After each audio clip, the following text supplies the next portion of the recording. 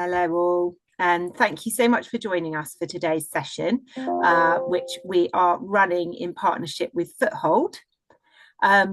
Just to introduce myself, for those of you who don't know me, I'm Lucy Pope, Head of ESG at MatchTech, and I will be handing over to Johnny from Foothold shortly so he can introduce himself properly. But first, I just wanted to very briefly set the scene as to why we've actually set up this session. Um, so essentially, it really combines two of our key purposes and drivers as an organisation. We're really passionate about employee well-being, and we're really passionate about reducing barriers to employment within the engineering and technology sectors, and ultimately contributing to a thriving and resilient workforce, both today and for the future. So that's why we started working with Foothold, which was actually during COVID times, so now some 5 years ago.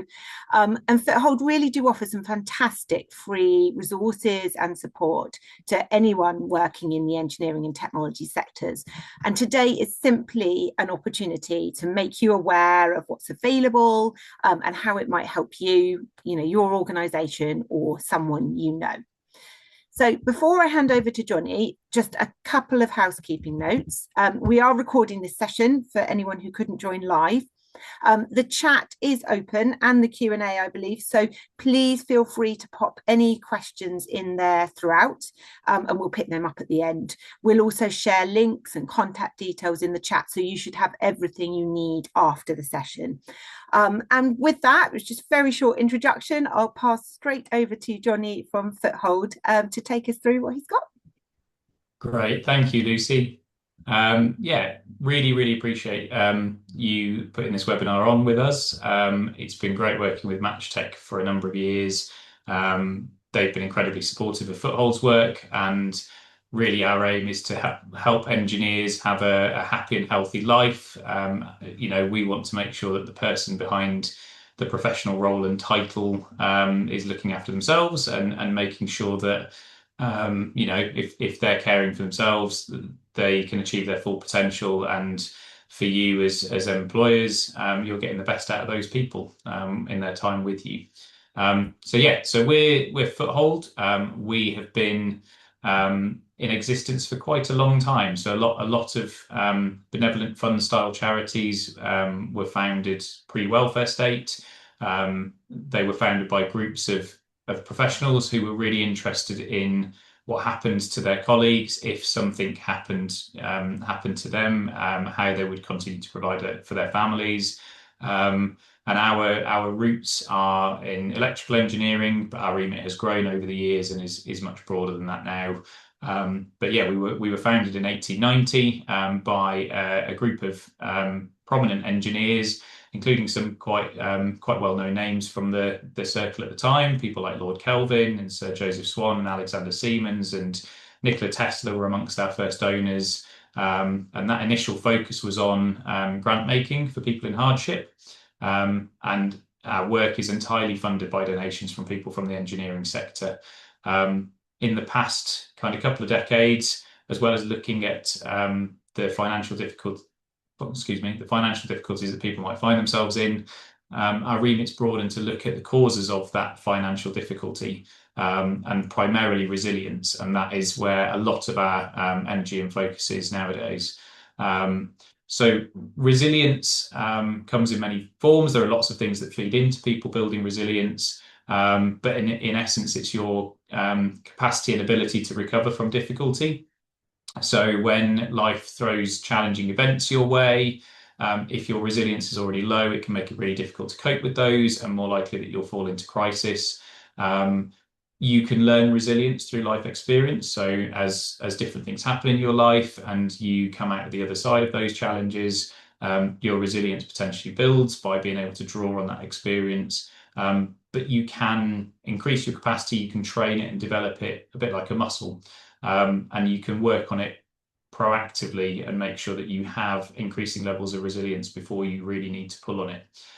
So looking after your mental health and well-being, building good habits, your physical well-being, and learning to reflect on your own responses to situations are amongst the core ways that you can develop your resilience. And then when they, like we said, when those life shocks come your way, you're better able to cope. They're less likely to derail your professional life, and mean that you can recover more quickly each time you go through one of those instances. Um, Foothold, as I say, has spent quite a while developing a range of resources. We're an engineering focused charity, so what we try to do is make sure that we're understanding the needs of the engineering sector, and our tools and resources hopefully reflect that. We have got a range of them that we'll introduce now, but kind of top line, we look at mental health, we look at physical health, lifestyle, financial support, and neurodiversity. We have got an online hub which is focused on neurodiversity. So that's our Differently Wired hub, contains lots of different information around different types of neurodiversity, around things that that employers might need to be aware of, also that employees can use to advocate for themselves in the workplace.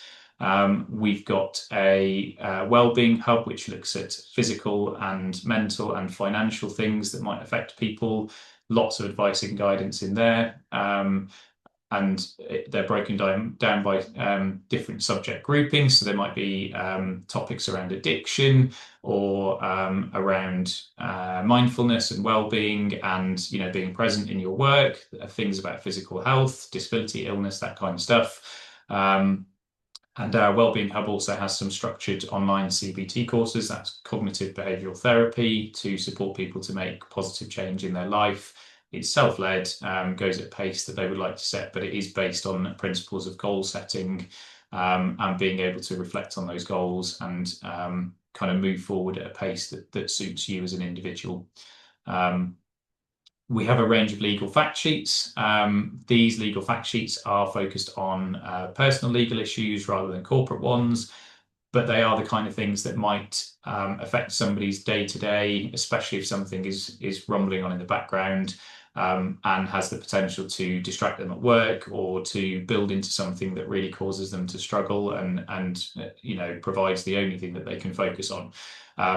Again, so we've got 32 different topics. They are grouped again, so you'll find them on our website. We also have an app, the Foothold app, which you can download from either the Google Play Store or the Apple Store. And there is a chatbot built into the pages on either the app or on our website. You can ask the chatbot a question, and it will collate information from across all of those fact sheets. All of the relevant bits will be pulled together into an answer for you, as well as some advice about extra reading that you might want to do on those specific pages. But they do cover kind of personal stuff, so family topics, divorce, neighbour disputes, consumer protections, things like purchasing a second-hand car, small claims court, and they're designed to give people a real starting point. Obviously, as people are dealing with deeper legal issues, they may want to go and get specific legal advice from a solicitor. But we hope that this information gives them a really good starting point, and enough information to understand what might be in front of them. We've also got a mental health check-in tool. This was launched about 15 months ago, and the usage of it has continued to increase since its launch. The tool is deliberately designed to be anonymous, so the only information that we capture are people's age and gender. That is just to help us spot any emerging trends in any particular groups, so that we can potentially address with specific content aimed at those audiences. But the questions that are asked are clinically validated. They are the kind of questions that you might be asked if you went to a GP and felt that you were struggling with anxiety or depression. And then as you complete the mental health check-in tool questions, you will get a personalised downloadable summary of the results, and helpful links to other resources specific to the answers that you've given. We also find that some people really find it difficult to start conversations, and really struggle opening up about the kind of issues that might be affecting them. So the summary sheet that we produce can be used and taken to a GP, and can be used as that conversation starter if opening up is really difficult for somebody. And we encourage people to use it regularly. It's mental health. There's been a lot of talk about mental health over the last 10 to 15 years. So the awareness of it is much better. But we still find that a lot of people will come to use these resources at a time when they feel like they're already struggling. Identifying mental health potential struggles and issues earlier tends to lead to much better outcomes. So we encourage people to try and use this tool maybe kind of once a quarter.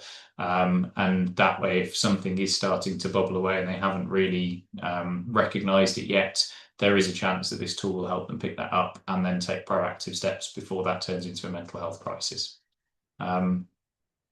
We host monthly webinars. These are based on feedback from our community about topics that matter to them. Over the past year and a bit, we've had topics on all kinds of things. Some are mental health, some are physical health, some are financial well-being. So from a financial perspective, we've covered kind of money smart hacks for everyday savings. We've looked at estate planning from a kind of careers point of view. There are some that link in, so tackling imposter syndrome. We've had webinars on understanding anxiety. We've had a webinar on gut health. The February webinar that we've got that is taking place next week is going to be on better sleep. Because we know that for the engineering community, sleep can be a particular issue, especially for those who are working shift work or who are working on major projects with tight deadlines and therefore have that rumbling on in the back of their mind all day long. And our monthly webinars, all of these resources are free. We also provide access to additional resources.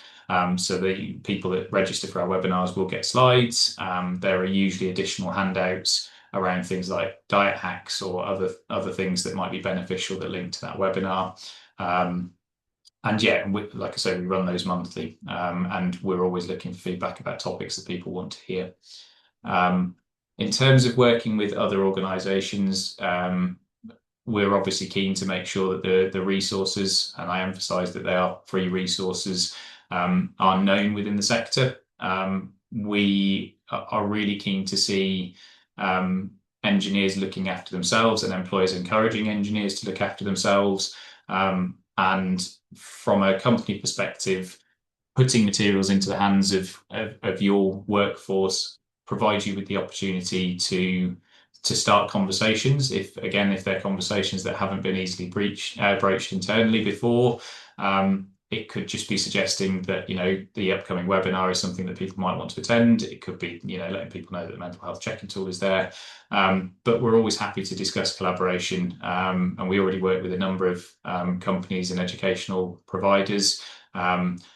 MatchTech, as we said at the beginning, have been a collaborator with us for a number of years now, and we're really keen just to carry these resources out. Our main goal, as with any charity, because we are a charity, is impact. So having these resources in the hands of more people means that we're likely to see a happier and healthier engineering sector for years to come. And we're really keen to emphasise that no two collaborations are the same. The best ones offer mutual benefit. It will be very much a case of understanding how your organisation works. And I think that tends to work best in a conversational setting. So we're always happy to have calls and meetings with people to understand how your organisation works, what your priorities are, and how Foothold might be able to support with those.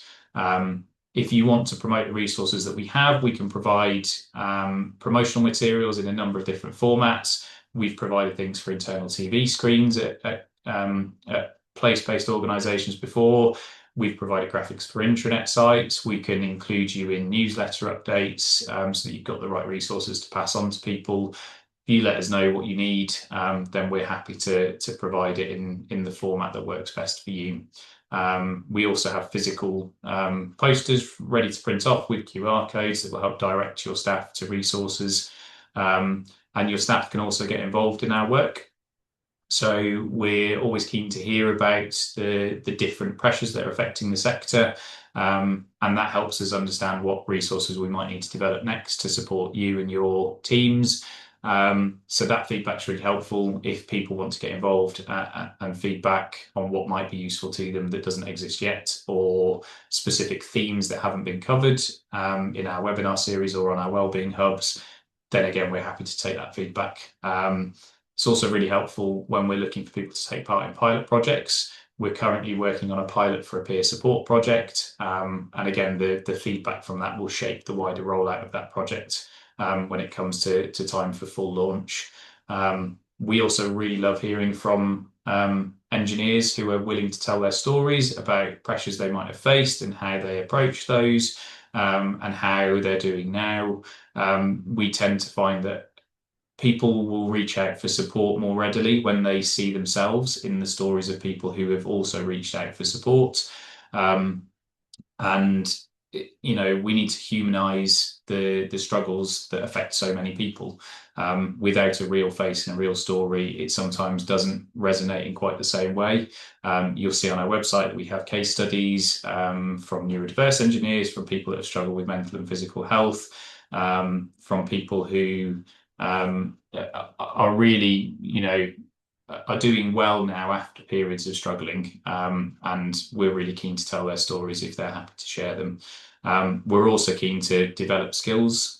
So a lot of people are not confident being in front of a camera or doing public speaking, but we like to try and represent the engineering sector by showing the faces of the people who work in it.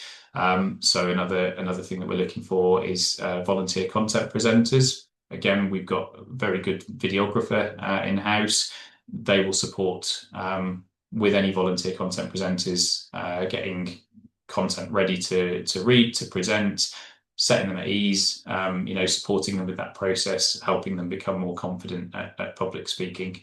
So yeah, there's plenty of ways for organisations to get involved with our work. And in terms of what organisations can do next, we really firmly believe in the power of community. If there are very few people who work for one organisation for the entirety of their career, if we are able to support people across the entire sector, it's likely that good practice and those engineers who are looking after themselves and doing well are going to move around and carry that with them.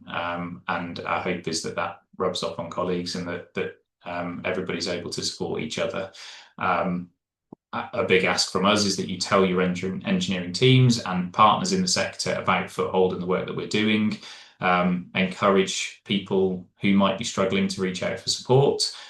We don't want anybody to suffer in silence. There is somebody ready to listen and to try and help wherever possible. And if you can feedback on the topics that matter to you and your teams, that helps us shape the future direction of our work. We're very happy for people to get in touch at any time. If collaborating with Foothold is of interest to you and your company, or you'd like to understand more about the work we do in more detail, you can sign up to our newsletter to get the latest updates and events information, so you can find out where we might be, where you might run into us, but also what the upcoming webinars will be and whether we've got new projects that require pilot testing and things like that. And you can follow us on our different social channels to see the kinds of community stories that we're looking to bring forward, and what we're doing to support engineers. We have social channels that tend to carry those stories on, you'd expect to find us on LinkedIn, but we do carry video content on TikTok as well. And we've got information on Instagram. Our handle on those platforms is @HelloFoothold. And you can email us anytime at contact.us@myfoothold.org. And you can find out more about the online support that we provide at myfoothold.org/online support. But yeah, we're effectively here. We've got the resources. We want more people to use them.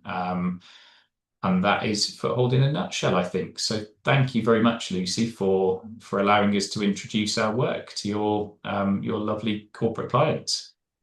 No worries. Thank you. That was a really great introduction. Hopefully you can all see the contact details that we've put there on that slide that Johnny's put up and in the chat. I don't think there are any questions, so we can close off there, but just to say thank you very much. And I hope that's been an informative session for everyone today. Thank Great. you. Thanks, Lucy.